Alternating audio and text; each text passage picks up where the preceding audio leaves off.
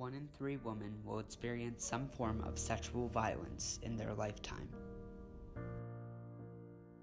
Only 1 in 3 Canadians understand what sexual consent means. I had a job working as a waitress at a restaurant. I was working with the school district, and I was new. I was 22 when I was raped. I was 19. I was 20. At this photographer by myself. It was my first job outside of school. I was working at a theater just outside of New York, and there was an older guy in the cast. As the day would progress forward, the flirting would get more and more explicit and sexual, and at times kind of aggressive. The perpetrator is known to the victim in 82% of sexual assaults. It was somebody I was involved with. It was a friend of a friend. My drug dealer Was a man who was brought in, and then we were on our way to a conference.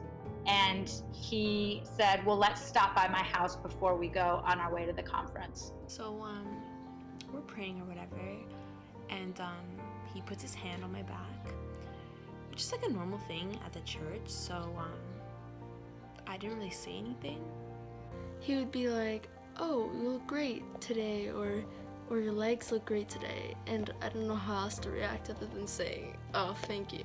He went to put his hand in my panties, and I tried to kind of deflect his hand, and that's when he slapped my hand away. I was fighting like pretty hard at this point, just saying no, please don't, trying to kiss me, and I said no. He takes my left leg and raises it on his shoulder. And, at that point I was like, well, okay. And again, I fell into like every single trap, because at that point, I should have said, no, absolutely not, right? We think we should, but you don't, because you're like, what do I say?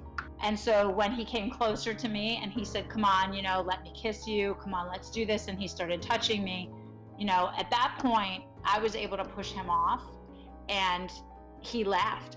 I'll never forget like that laugh. Like he was just kind of like laughing, and he said, well, that's okay, maybe next time then. He held me down, and he forced himself inside me. I was being pleasant and nice just so I could remain safe and get out of there. Internally, I was shaking. I was really trying to look as calm as possible. And it was summertime, so I was wearing a dress. And I remember I was so scared at the time that I couldn't tell anyone. Women are generally not believed, but women of color are not believed more. And he sat up and he looked at me, and that was, I guess, the scariest moment for me, because I could tell he was deciding whether he was actually going to stop or not. And that was the moment that I realized that I had thought I was in control of a situation that I was not in control of at all. Only 5% of the survivors report to the police. 2 of 3 responded that they were not confident in the criminal justice and court system in general.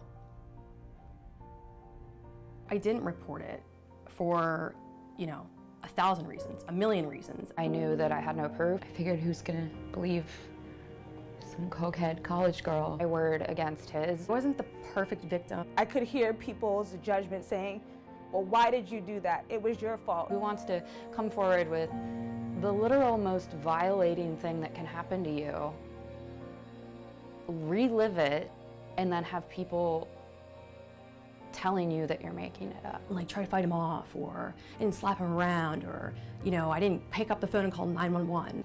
It's really hard to be a woman in the business, because you don't want to lose your job. You want to be able to get a job. I couldn't imagine pressing charges and then having to sit in a courtroom and look at his face over and over. I imagine, and I think rightfully so, that it would have been more traumatizing for me in many ways had I reported it. I thought, well, that's like giving him what he wants. Like I'm spending more time on him, or spending more energy on this. I blame myself for putting myself in that situation. I hated myself a lot at the time. I didn't know that I was important enough to draw boundaries around what people could and couldn't do with my body. It's up to a survivor to decide what they do with their story. It's up to them if they want to report it or not. And I think it would be wrong to tell them that they don't get to decide what happens next. We are violated, we are harassed, we are touched, we're trapped, we're scared. And we just take a chip on the shoulder and we keep our lives going, and that's not fair to us. Even now, I kind of blame myself for it. I'm like, if I would have known, if I would have said no, just so many ifs. It's violence against women, it's sexual harassment toward women. There's the person who's doing it is like invisible, it's this invisible face. Women who live with this, who are survivors of it, or who deal with it in any way, they are the courageous ones. Like, that's the courage, is to move forward and to keep going. That's the courageous warrior in all of us.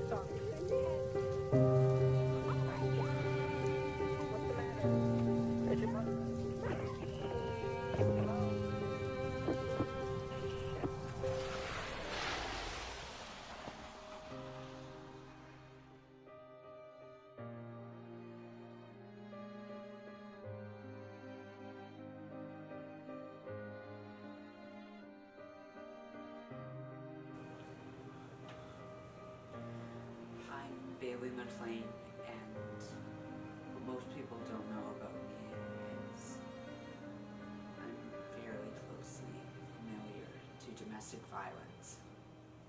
It all started when I was around 11 years old. My mom was the victim to my father. My father would almost every day after dinner or even in the morning just hit her, punch her, or even cut her. It was always scary for me to just be watching all this happen. I was always nervous to be in my own home. I always felt unsafe. And every single day, day after day of my mom being abused and hurt, it would just progressively get even worse. It would intensify. It would go from hitting to punching and from punching to cutting. And after cutting, my mom was murdered by my dad.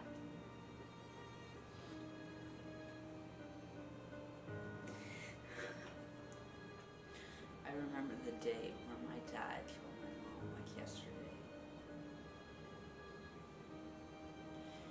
I came home from school and I saw her push her to the ground on the kitchen floor. Then he opened the kitchen drawer, took out a steak knife, stabbed her in the throat. As my mom bled out, I grabbed the phone and called 911 and ran out of the house. How was I supposed to stay inside of the house where a man killed my mom?